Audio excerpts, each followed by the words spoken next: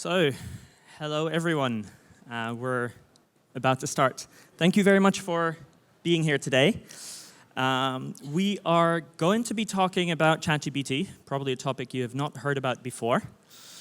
We have a panel of very esteemed different backgrounds with different opinions, trying to draw out a slightly different discussion around all of this, all coming down to, is this a real learning tool we should be taking advantage of, or is it a threat that we should, first and foremost, try and mitigate in different ways? I will, personally, so I am the CEO at Mindstone and co-founder. I'm an LP with Emerge Education, have been in the education space for a very long time. And I will let all the panelists introduce themselves as we get going. Thank you. Hi, I'm Latha Ramanan. I'm with Merlyn Mind, an AI tech company based in the US. We bring AI digital assistants to K-12 classroom, and we are also now working on AI platform and solutions for K-12 classrooms. I am the Senior VP of Product Growth and Head of Strategic AI Initiatives, and delighted to be here.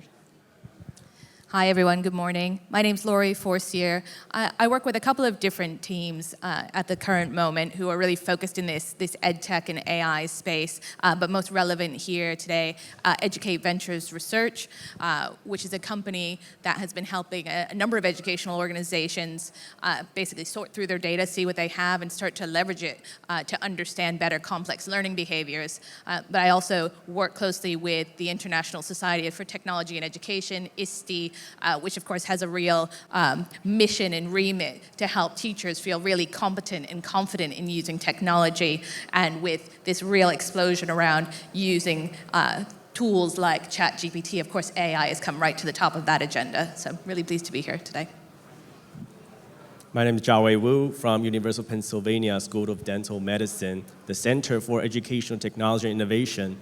My team mainly supports our faculty to develop online, hybrid, and in-person classroom technology solutions, and also for the school to pilot our staff training by using the state-of-the-art technologies. And of course, ChatGPT is one of the hottest topics for us to see how to help our teaching and learning experiences. So really happy to be here. Havinga, and apparently from the European EdTech Alliance, depending on how you want to pronounce it. And we represent over 2,600 different EdTech organizations within Europe. And in terms of AI, we work very closely together with the Council of Europe on some of their AI work and recommendations. And we've also been involved in some of the initial discussions with the EU Parliament around the development of the AI Act that's coming in. And together with our members, it's really important to make sure that we're representing the needs that are actually existing within the market in some of these higher level discussions.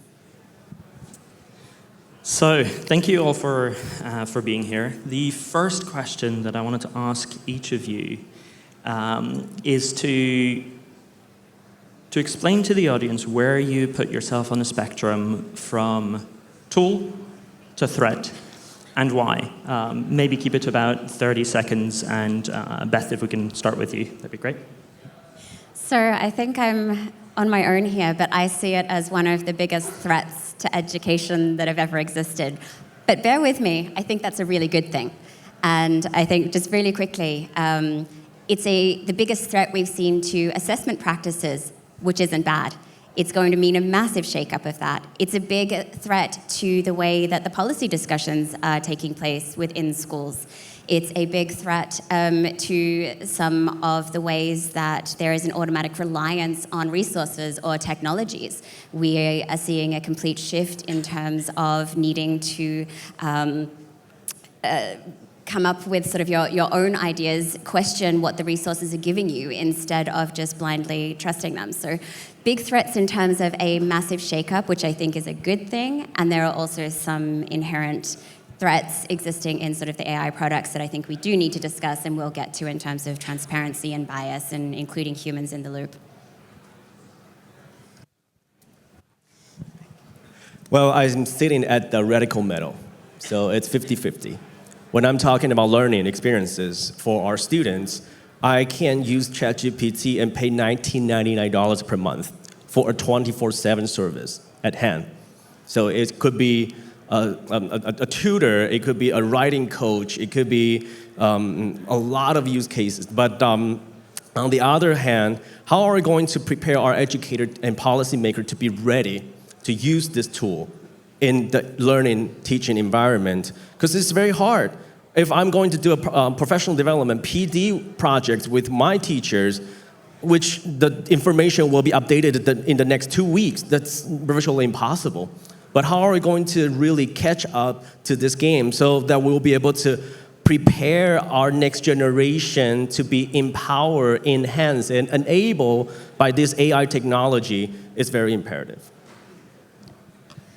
I have to say, I love the framing of the threat to the current system. That really appeals to me, Beth. I share with Chia-Wei, I'm kind of on the middle or the yes and. I do see it as an opportunity, as a tool. And the reason that I think that is not because I don't see or observe or feel concerned about the real threats that are out there, about what we do and don't know, for example, about the data that sits behind ChatGPT, what is in the language model, for example.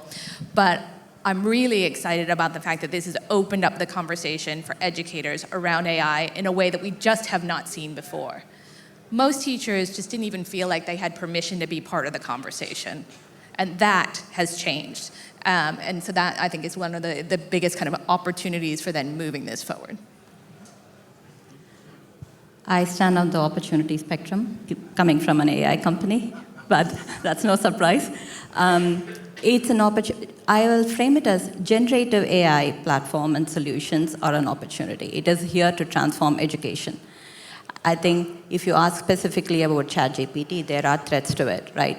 The GPT-4 paper released that 80% of the time it provides accurate results and in an adversarial test.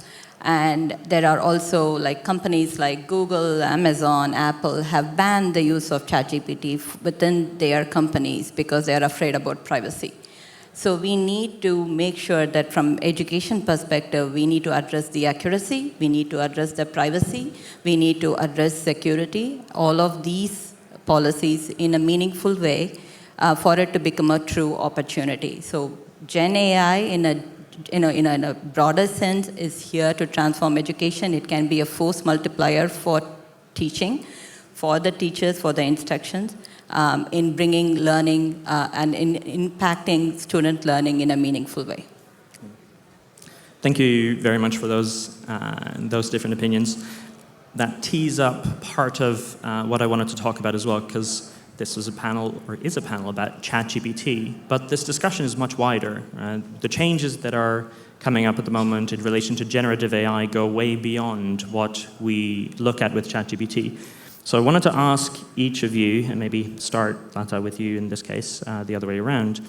What is the discussion around the recent evolutions, the recent developments in AI that is not being had, that you think we really should be looking at from a learning perspective?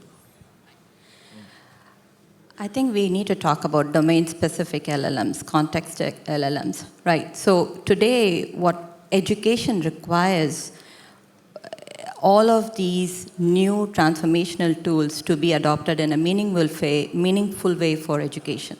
So if you take finance industry or healthcare industry. Right now, Bloomberg released Bloomberg GPT, right? That is finance-focused LLMs and GPT models.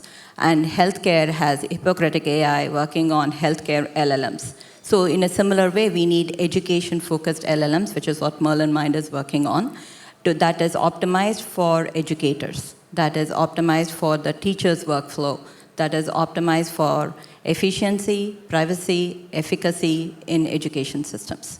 I think that's not being talked about much. I've got two really quick things. The first thing that I think isn't being talked enough about, and this is specific to EdTech companies who are adopting at a rapid rate large language models or some API plugged into ChatGPT, et cetera, is why. Why are you doing that? What is your theory of change around bringing that in right now? What's the problem that you're solving? I think too many people are skipping that step, and that's a problem. The second thing that I think that we're not talking about is what it means. As Latha said, these models can be 80% accurate. What does it mean to be accurate? Like, how is it producing this information? Does that mean it's right? Does that mean it's telling the truth? And I think there's a fundamental lack of understanding about what that means. There's a focus on these hallucinations that feel really wild. But is there maybe a greater threat in the content that seems quite accurate? Is that right? And the fact is, an AI doesn't know if it's telling you the truth. And so kind of understanding that capability. And what I would say is the opposite side of this is like what's not being talked about then is like a fundamental understanding of human intelligence set against this AI to get a better understanding of how it works and how we can work together. And since I'm working for an educational institution, so I come from the point of a pedagogy design. So how are we going to really find out a way to use AI to encourage personalized learning? It's very important because right now we always talk about the problem of cheating by using ChatGPT. All students are using this to write essay and they're trying to use this for cheating on a test. But are we asking ourselves what is the next generation, what skill set the next generation needs with the advancement of technology? If we are asking us the right question, then we're also teaching our students how to ask the right question with ChatGPT.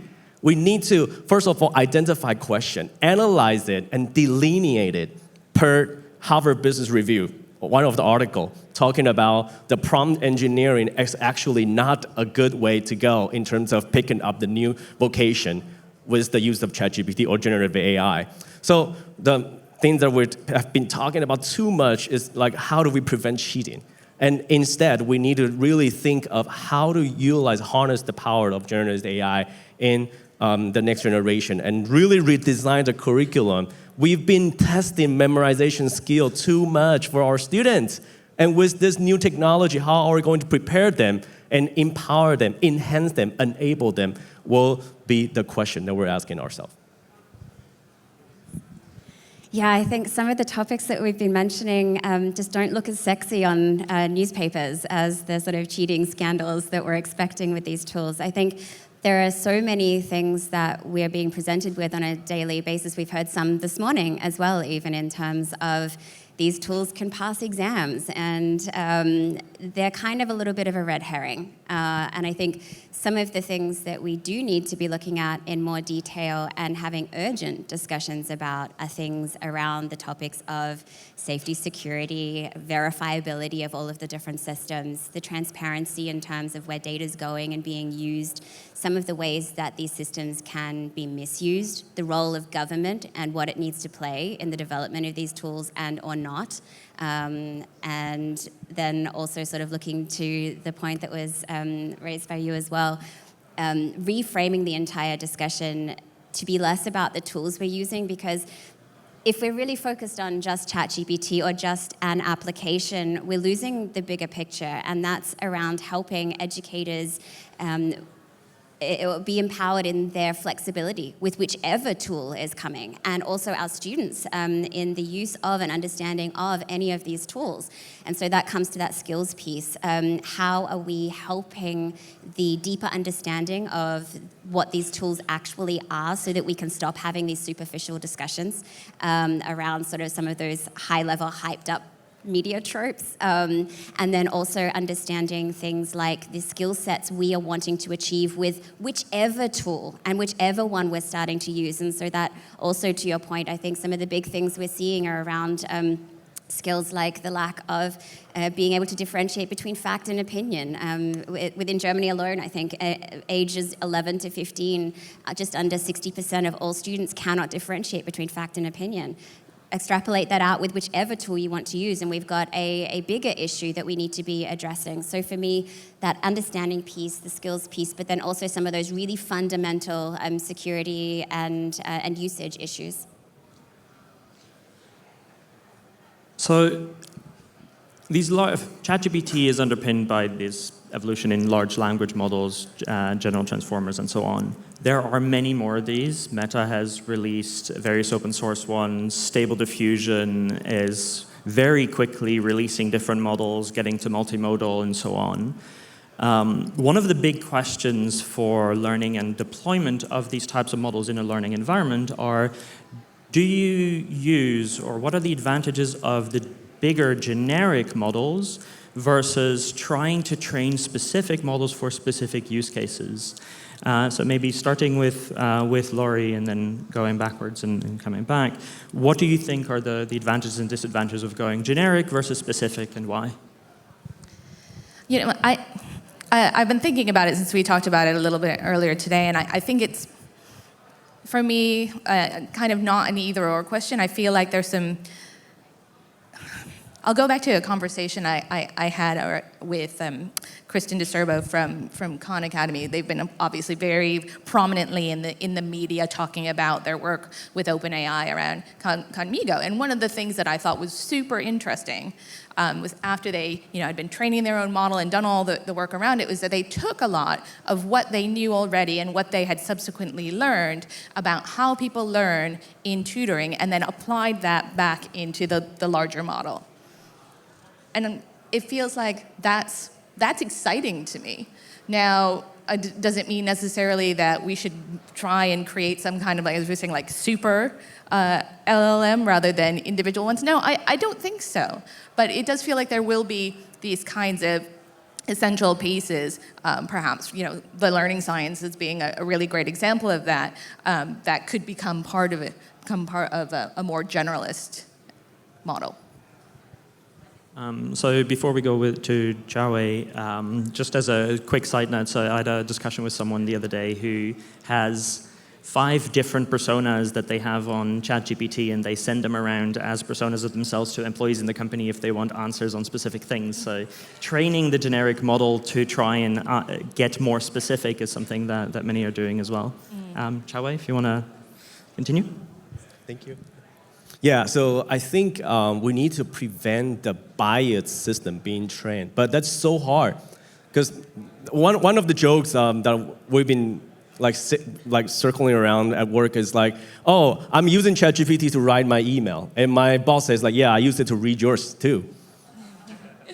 And I even see like research teams that are using ChatGPT to generate data sets to train on their own model. So that is a disastrous move.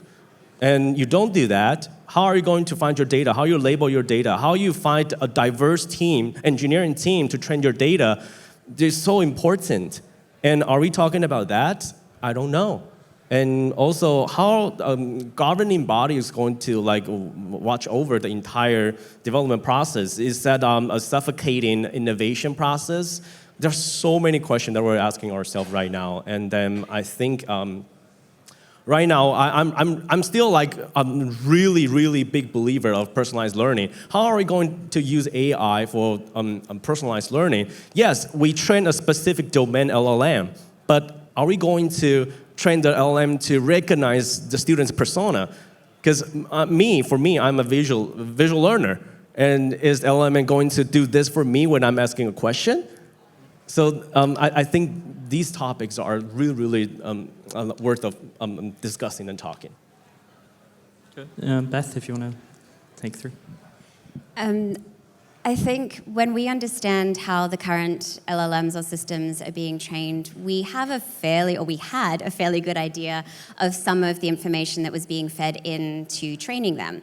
We're also very aware of what wasn't fed in to train a lot of them. And a lot of that has to do with education data. A lot of it is stored in places that are not accessible. There aren't systems in place to share that, or a willingness to, or a desire to. There aren't systems in place to provide the right type of data back. So there are very real concerns if we don't have some kind of larger accessible store of education data, that we will be missing different aspects of learner types, different aspects of learner abilities, different aspects of learner histories and cultures that can negatively affect their learning journey. And so I think we need to be very conscious of the fact that we need to start developing ways to gather this data, share this data, make it available to train the systems we want to have going into our education environments, and then also see how that works from the development perspective. And I think we've seen such a massive change even in the last couple of months in terms of time to development of new applications that sit on top of these models, price in terms of development. We're going to be able to train things very specifically, very quickly at a much lower cost. And I think the thing that I come back to then is still, to Laurie's point as well, what is our why behind it, and what kind of data do we need to be able to have that why come to fruition? Just to add on, right, like I see a need for both. To your question about generic model and LLM, but let me go ahead and talk about why specific LLMs are needed and domain-specific LLMs are needed. Teachers, the administrators, school principals, and instruction technologists all create curated content for schools, very carefully curated content for schools, so that their learning outcomes can meet their objectives, right, or can show growth. And we need LLMs that can tap into that corpus, that can augment retrieval augmentation with the, that can answer specifically to the content provided by the school. And that's where specific LLMs come into play. And you need something that is private for this secure, hallucination-free, because it needs to be able to quote source attribute where it is getting the references from. For these purposes, I think we do need the specific, domain-specific LLMs, like education-focused LLMs that we are building. I think to the point of bias and transparency, I think that's where we can work together with the EdTech people, teachers and administrators, to make sure that the domain-specific LLMs that are being built can be trained on the data that we get with consent from the educators, from the schools, and provide a very rich experience for the teachers and the students. So I think if there's anything that's evident as we had these various opinions, is that there's actually there's a choice, right? So I think we are now in a world which all these models, there are many of these open source models, and so you can go down a specific route, a specific model, train it up, and figure out how you want it to behave. And there's the generic ones. I think having the choice and being aware of the fact that there is that choice today, which 6 months ago I would definitely not have said, by the way, that we would have had this open source movement very quickly. Meta has a lot to do with that. So trying to get something specific. So if you had to, or sorry, not if you, what would be your recommendation to the audience? If you have various people here that are trying to figure out how to and if to apply these LLMs in a learning environment, what would be the things that you would recommend they look at? Maybe Latha, if you can start. I think the reality is this is here to stay. And if you want to educate the future generation about AI, this is the way to get started, right? So you want to make sure they are prepared to enter the world, to enter the workforce that is going to be inundated with Gen AI tools, in not just ChatGPT is just one app. There is like Replit, there is Code, there is GitHub, Copilot. Copilots are going to be everywhere. So you want to prepare for that. Make sure they understand how to talk to these kind of tools, how to operate these tools, and where to use them, and how to use them, and how to cross-verify, right? Those are all the things that you should be teaching the students about as a teacher. From teacher's perspective, evaluate the tools and to make sure how can it help with your workflow. Can it help you reduce your burden within the classroom? Can it help you in lesson prep? Can it help you provide the content, the visual, content supplementation? It augments your content. And it also helps with spontaneity. There are students who have questions when you are teaching. Today, when we go and interview teachers, they say they don't have time to address those questions either because they have to go research it after the prep. Some of these things can be easily supplemented by these kind of Gen AI tools where it could help you. So look at all the different framework. You are preparing the future generation. You are preparing them for the workforce of future. So I think it's important, and my recommendation for you to adapt it, for you to make sure when you evaluate, also look at, is it optimized for my domain? Does it know what I'm doing? Is it aware of the context in which I'm operating? Is there a specific LLM that is better suited for my needs rather than just going after the generic LLM all the time? So, as you can probably all imagine, just from listening to us for the last 25 minutes, the prep session that we had was fairly wide-ranging and varied. But one of the things that we talked about was, well, how do you feel about bans that are happening in different countries or in different districts, say in the US or in different universities, and where do you come down on that? And I won't reveal what everyone said, but where we came down was, there is a benefit of hitting pause for a moment. And I think what Latha was just saying, is suggestive of that as well. How do you think about that? So I guess my recommendation would be what's the best way? And in some cases it may be we're not gonna use this right now because we're gonna take a minute or 2 weeks or 3 weeks, and we're gonna sit down and take quite seriously how we might use this, how we might change our assessment. Do we understand how these work? Going back to this example that I made earlier around Khan Academy, I understand that they stopped all of their developers for a full week and did a 100-person hackathon to try and figure out. They stopped all of their work to take a minute and pause and figure out what the capabilities and how it worked. And if more of us are doing that within education, given the speed of that moment, I feel like I just need to advocate for a breath. So AI is everywhere, right? We cannot see it. But generative AI uses a brilliant idea to use language to gather and disseminate information. So all of a sudden, we understand what AI is in a very niche way. So to give a recommendation for people to utilize AI in an efficient way is to really gather the leadership and use evidence-based data to find out and evaluate if this technology can help you develop a long-term sustainable business model. For us, take us for example, first of all, we want to generate as much content as possible for flipping our classroom. And content creation will be number one.